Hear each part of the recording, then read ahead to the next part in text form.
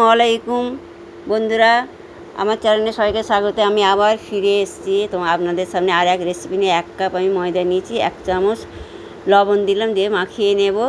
আমার এই চ্যানেলে যারা নতুন সাবস্ক্রাইব করে তারা সাবস্ক্রাইব করে বেল আইকনটা ক্লিক করে পাশে থাকবেন, যাতে আমি রেসিপি সবার আগে আপনাদের কাছে পৌঁছে যায়। সাবস্ক্রাইব করে বেল আইকনটা ক্লিক করে সবার আগে নোটিফিকেশন আপনাদের কাছে পৌঁছে যাবে। যারা নতুন সাবস্ক্রাইব করেছে তাদের অসংখ্য ধন্যবাদ। যারা সাবস্ক্রাইব এখনও করেনি সাবস্ক্রাইব করে বেল আইকনটা ক্লিক করে দেবেন। ফেসবুক বা ইনস্টাগ্রাম থেকে যে বন্ধুরা দেখছেন পেজটা আমার ফলো দিয়ে দেবে। আমার এই রেসিপি যদি আপনাদের ভালো অবশ্যই লাইক শেয়ার কমেন্ট করতে ভুলবে না। এবার একটা স্পুন দো অল্প অল্প করে পান দিয়ে 1 স্পুন দো তৈরি করে নেব। ওপরে অয়েল দিয়ে দিলাম, দিয়ে আমি চাপা দিয়ে রেখে দেবো 10 মিনিটের জন্য। 10 মিনিট রেস্টে থাক, ততক্ষণ আমি একটা পুর তৈরি করে নেব। এবার প্রথমে অয়েল দিয়ে দিলাম, অয়েল দিয়ে এবার অয়েল গরম হয়ে গেলে জিরে ফোড়ন দিয়ে দেবো। জিরে ফোড়ন দিয়ে বন্ধুরা এবার আমি পেঁয়াজ কুচি দিয়ে দিলাম।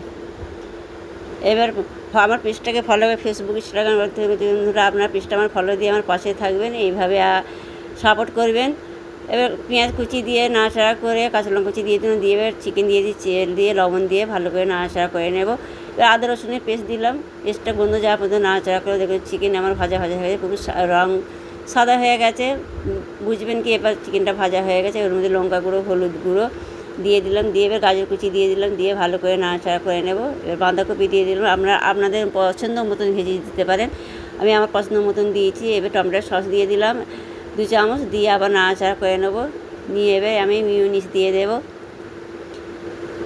মিউনিস দিয়ে আমি ভালো করে নাড়াচাড়া করে নেব।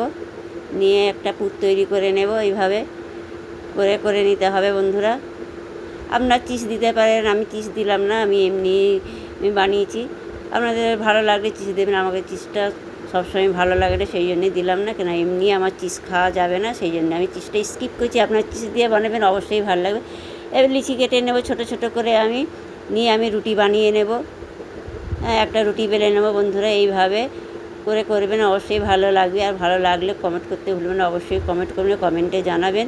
আপনারা যে কমেন্ট করেন বন্ধুরা, তো আপনাদের কমেন্ট পড়ে আমি খুব হ্যাপি। এইভাবে আমার পাশে থাকবেন বন্ধুরা। আমার এই ছোটো চ্যানেলটায় ইনস্টাগ্রাম ফেসবুক আপনাদের বলছি, আমার এই ছোটো চ্যানেলটাকে আপনারা যদি মনে করেন বড় করতে, আপনাদের বড় করতে পারেন। এইভাবে আমার পাশে থাকবেন বন্ধুরা। হ্যাঁ, আমিও আপনাদের পাশে থাকবো। এই রুটিটা আমি হালকা সেঁকে নেব, ভালো করে, বেশি সেঁকবো না। হ্যাঁ, এই পিঠপুর হালকা সেঁকে তুলে নেবো। একটা হয়ে গেছে, আবার একটা দেখাচ্ছি বন্ধুরা। এইভাবে পাতলা একটা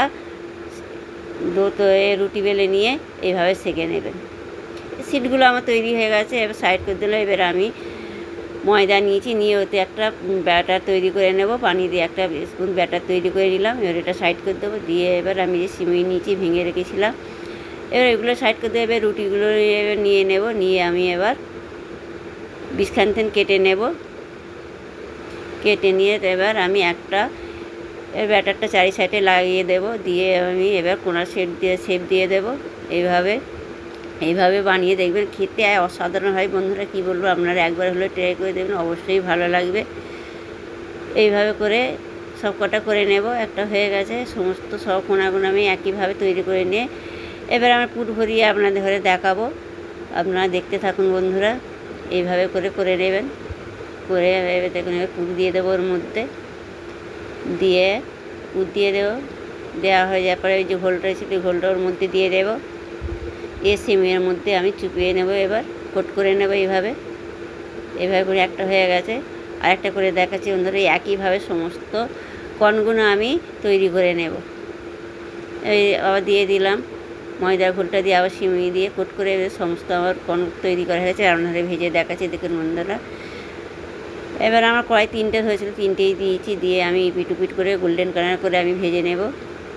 এইভাবে ট্রাই করে দেখবেন, অবশ্যই ভালো লাগবে বন্ধুরা। এইভাবে আমার পাশে আপনারা থাকবেন আর আমাকে বেশি বেশি করে সাপোর্ট করবেন বন্ধুরা। ছোটো চ্যানেলটাকে যেন আমি বড় করতে পারি। ইনস্টাগ্রাম ফেসবুকে আপনাদেরও বলছি, আপনারা ফলো দিয়ে দেবেন। দিয়ে আর আমার এই রেসিপিকে লাইক শেয়ার কমেন্ট করবেন, করে আমার পাশে থাকবেন বন্ধুরা, যেন আমি আপনাদের এই চ্যানেলটা আমি বড় করতে পারি। দেখুন, এই টমেটো সস দিয়ে আপনাদের পরিবেশন করে দেখাচ্ছি কতটা সুন্দর ইয়াম্মি হয়েছে। দেখুন বন্ধুরা, ভালো লাগলে অবশ্যই একটা কমেন্ট করবেন, শেয়ার করবেন, লাইক করবেন। লাইক করতে ভুলবেন না বন্ধুরা। এইভাবে আমার পাশে থাকবেন। থ্যাংক ইউ বন্ধুরা, আপনাদের জানাই।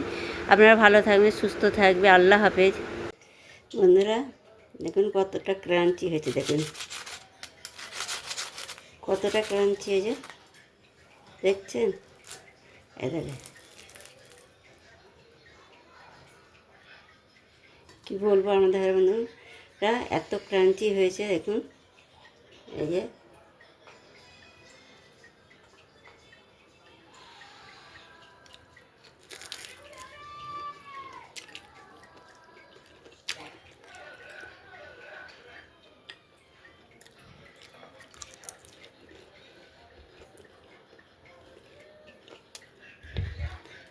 এত ক্রাঞ্চি হয়েছে বন্ধু,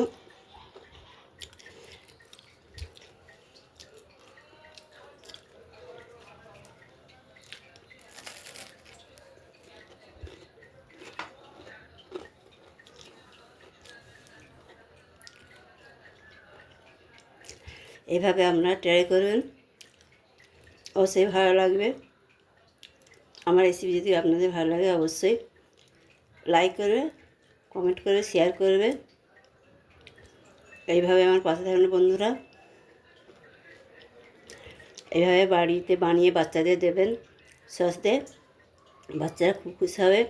টিফিনে বাচ্চাদের যদি দেন এইসব রেসিপি বানিয়ে টিফিন পুরো ফাঁকা করে নিয়ে খেতে অসাধারণ হয়। এইভাবে আপনারা একবার হলেও ট্রাই করবেন, দেখবেন কতটা ক্রাঞ্চি হয়েছে। আপনারা না বানালে বুঝতে পারবেন না।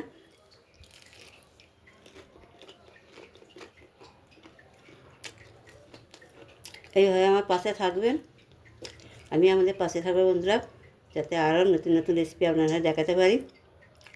আপনারা কমেন্টে জানাবে আর কী রেসিপি বানাতে বললেন, অবশ্যই বানাবো, চেষ্টা করব বানিয়ে দেখাবার জন্য। তো আপনারা আজকে সমাপ্ত, আবার কাল ফিরে আসবো, কাল অন্য কোনো রেসিপি নিয়ে। ততক্ষণ আপনারা ভালো থাকবেন, সুস্থ থাকবেন। আল্লাহ হাফেজ।